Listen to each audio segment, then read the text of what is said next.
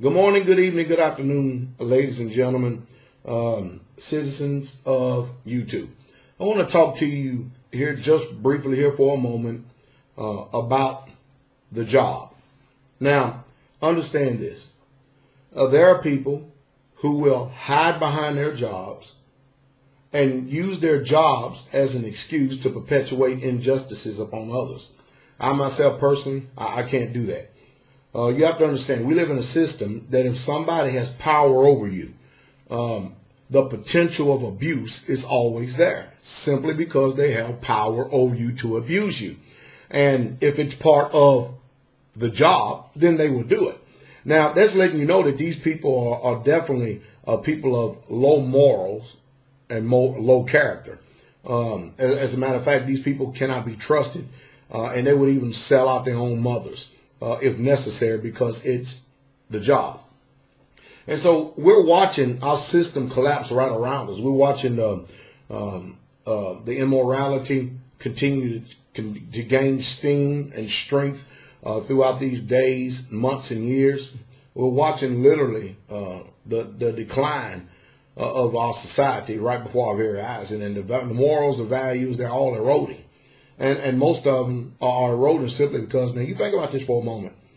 If it's the job, most people will actually hide behind the label and title of the job in order to do wrong, even though they know in their conscience that it's not the right thing to do. So our system trains people to separate what they personally believe from the job.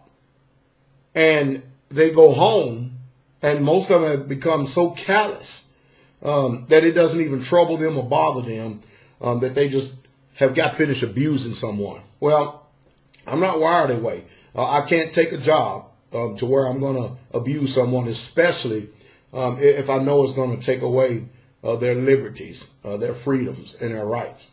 Well, most people don't have a conscience. They can do it up on the drop of a hat, and it's totally irrelevant to you, to them, about what you think. They could care less. And that's the problem that we're having today. Now, I have to answer the other part of the question, because I get a lot of people asking me a bunch of questions here. And then we have, the religious front. There's basically, societies are built on 4 fronts, the social, political, the economic, and the religious fronts. And the reason why there's so much disagreements and there's so many discord amongst the religions of the world is because of the different viewpoints and perspectives. For instance, that's the Holy Bible. That's the best translation of the scriptures that we have available to us today. Are there other resources? Sure it is. The problem is how you culturally define and what perspective you come from. So if you come from an institution that teaches a certain way based on their culture, no matter what that book says, they'll take whole passages out of that book and totally twist it, warp it, and corrupt it to fit their culture. That's like America. America actually views this book from a Western perspective or a Western viewpoint. And if you go back into my archives of my videos, you see I talk like this all the time. But that's a Eastern book. And understand this. Since it's an Eastern book, it has to be understood from an Eastern perspective and not a Western perspective. So that's the biggest mistake, and that's the biggest fault that there is. A lot of people, they go to my, various websites, and they'll see pictures of our congregations. And the first thing they'll do, because they are influenced by a Western culture, a Western, listen to me very close, Greco-Roman culture. Now, what I'm saying is that means America has its roots and it is built upon a Greco-Roman culture. And of course, if you watch this Greco-Roman culture, history for this culture only goes back as far as Rome. They never talk about Egypt. They never talk about the historical truth coming from a Hebraic perspective. So you need proper understanding in order to approach this Bible, because if you approach it from an Western viewpoint, you're going to really, truly mess up everything. That's the reason why we have differences of opinions today. And so it depends on how you view this thing and what perspective you're viewing it from. So today we'll get people who that would go to our website and they will look at our dress and they will say, well, why y'all dressed like that? Now the question is, why are you asking questions without doing your due diligence or out doing research? Because see, people already come from the viewpoint and the mindset that they are correct in their belief and their behavior without exploring why people are doing certain things. So we become a culture where we just ask questions. And as soon as someone gives us an answer and it does not suit us the way that we think it ought to be answered, then by our own personal perspective and viewpoint, because we're defining Yah on our own terms, then, you know, the answer can't be right, but that could be nothing further from the truth. But the book is a is an Eastern book. And since it's an Eastern book, we come from an Eastern viewpoint, Eastern perspective, because, you know, Pastor Val is I'm an Israelite. You understand that? So therefore I come from that perspective.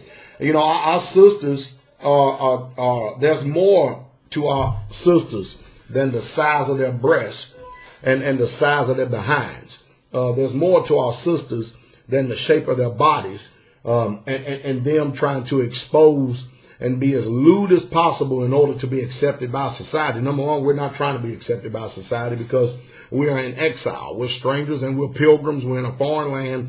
We're just passing through. And then after this, we go to the kingdom where we're going to rule and reign forever. That's just the truth according to that book. Now, you may come from an Eastern, you may come from a Western perspective and not understand my viewpoint. And that just seems to be the problem. And, you know, the real trouble is that when you get a bunch of people that will not do no due diligence or research whatsoever at all, I call it literally just chaotic ignorance. And it's a bizarre behavior. It's literally a bizarre behavior because, you know, people are dying because they don't have knowledge. I mean, you think about it. I'll go back to my point earlier that I made. If somebody has power over you and if you don't know what they know, they will abuse you because that's just what you call an unregenerated human nature. Because if it has to do with their family eating and your family starving, they're going to take their family eating. And if that means to perpetuate injustices upon you, if that means to do you wrong, then they will do it just in order to eat. Now, I'm not wired that way. The Most High did not make me that way. As a matter of fact, he has made me a servant to all. So I cannot go around just doing people wrong and then go to bed at night with a good conscience. I just can't do it. He just did not make me that way. So, you know, here in America, we view everything from an abstract viewpoint. You know, if you think it, if you feel it, you believe it, then it has to be right. But that book doesn't do like it. That book defines things from a concrete viewpoint. And I mean, it has substance to it. And so you have to have substance. And in order to have substance, you have to define and understand what that book says. And I know I'm already speaking over some people's head, but that's the reason why we have so many diversities when it comes to opinions, ideologies, theologies, and so-called religions today, is because people will not put things in proper order and perspective and view things for what it really truly is. Let's look at it here on the political front. And let's just say Constitution, okay? If you know anything about the history of this country, you know that there's really no such thing as a country as the United States of America. As a matter of fact, it is the corporation, it is the United States Corporation of America. And when you understand that perspective and viewpoint, now you know the reason why when you go into a court system that the Constitution does not matter. And they will hold you in contempt of court if you ever try to recite or ever try to bring up anything that has to do with the Constitution. I mean, after all, the President Barack Hussein Obama is allegedly supposed to be a constitutionalist lawyer. But yet and still, he just got finished signing into a bunch of terrorist bills against the patriots of this country or the citizens of this country.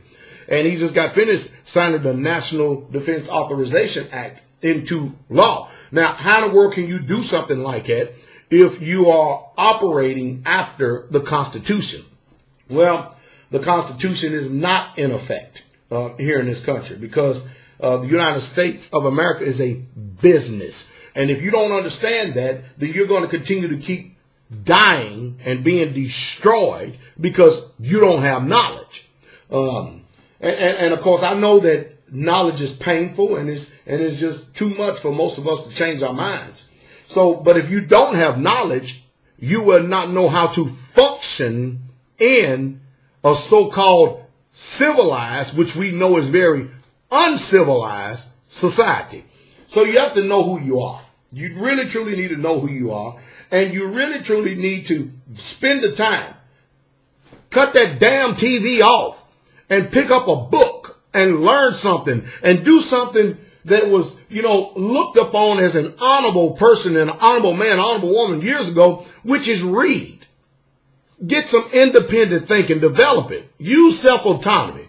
Learn how to govern yourself, and that is a learned behavior. So you get people sitting up here just decide to just flat out make me their enemy. I understand why they do that. Believe me, I understand. That's why you don't see me fighting against them too much.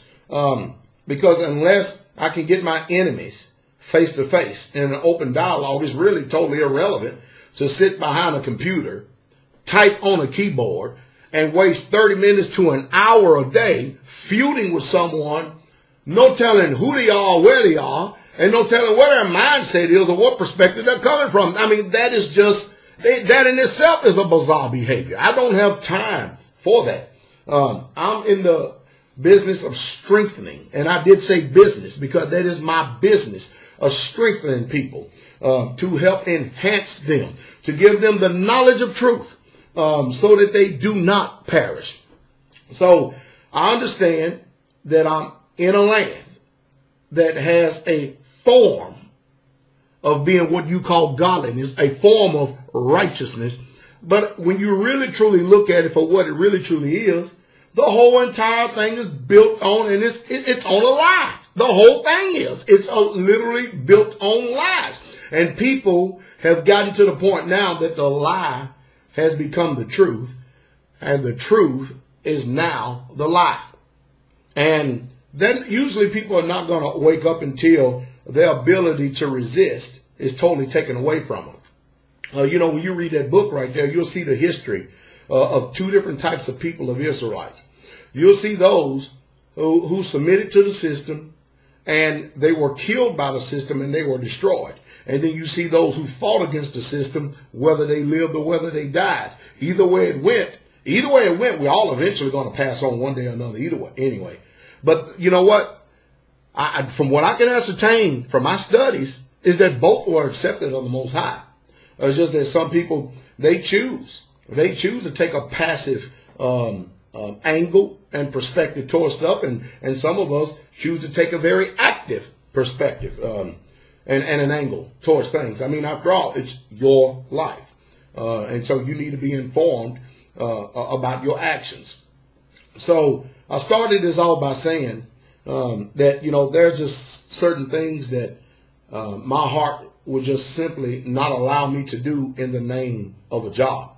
Even when I was in the military, if you would have came up and told me that I would have to actually patrol the streets of America and there would be the potential that I would have to fire and, if necessary, kill another American, I'd have flat out told you to go to hell, because I wouldn't do it.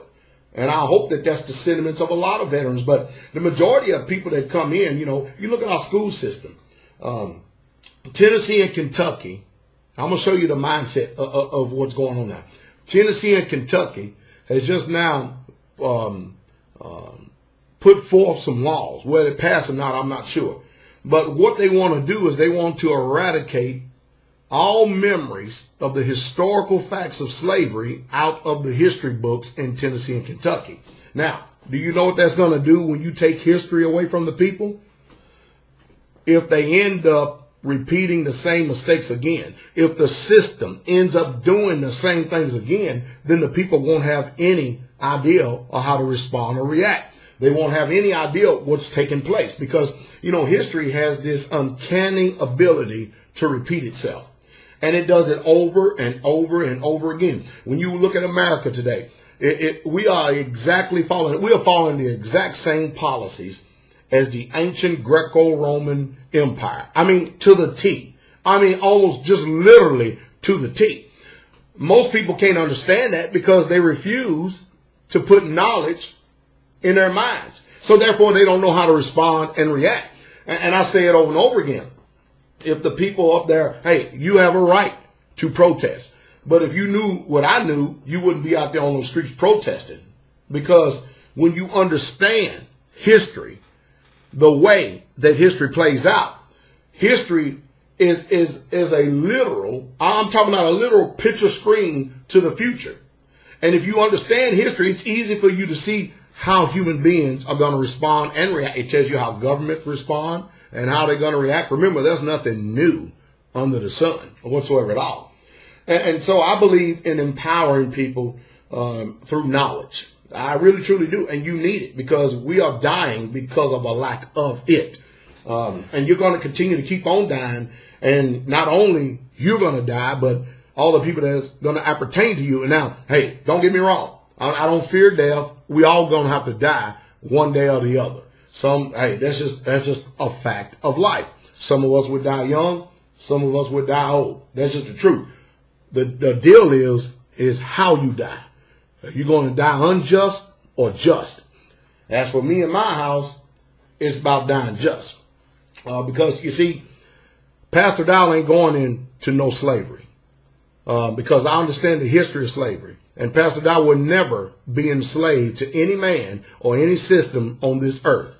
Because like the so-called Jews say, never again with me. It won't happen. It won't happen because if necessary for standing up what is right, I have no compunction, no problem going to the grave. I have no problem at all. So they can't use the fear of death or the fear of incarceration to change my mind or change my course.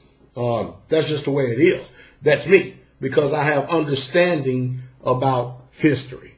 So I hope that some way, somehow, that I've been able to say something here this morning to put a defibrillator on your mind, to try to get you to understand what order and perspective is, and to try to at least tap into your conscious and your subconscious to do something that is quickly eroding in our society, and that is the ability to think. I want you to use the ability to think. You don't hear my words.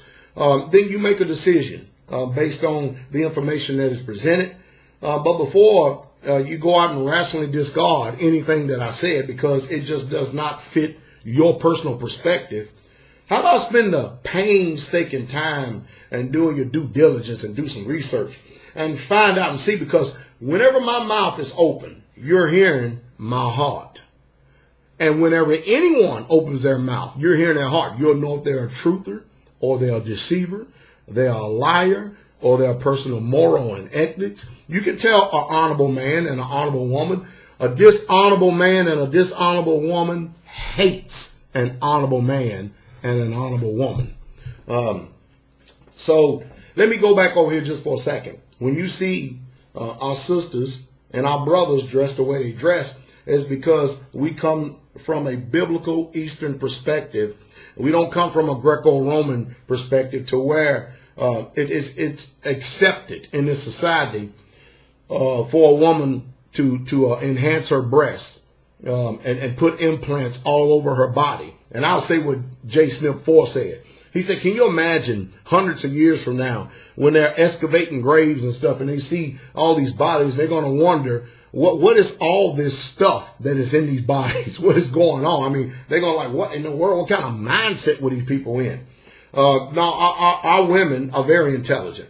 As a matter of fact, the majority of women who actually attend the congregation and follow the ministry of the Straightway Truth, probably well over 70% of them have college degrees.